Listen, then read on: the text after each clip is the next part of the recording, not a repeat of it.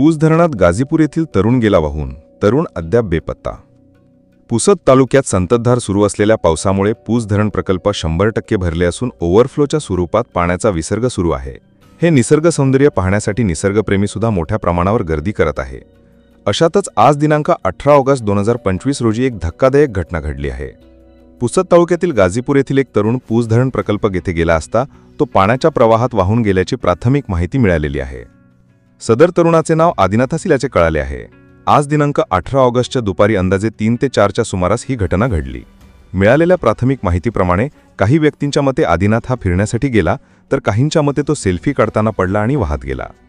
सदर घटनेचा व्हिडिओ सुद्धा सोशल मीडियावर व्हायरल होत आहे। महत्त्वाची बाब म्हणजे वाहून गेलेला तरुण आणखी मिळालेला नाही। आता नेमके खरे कारण काय हे सुद्धा समोर आलेले नाही। लवकरच या घटनेसंबंधी अतिरिक्त माहिती भाग 2च्या माध्यमातून प्रसारित करण्यात येईल।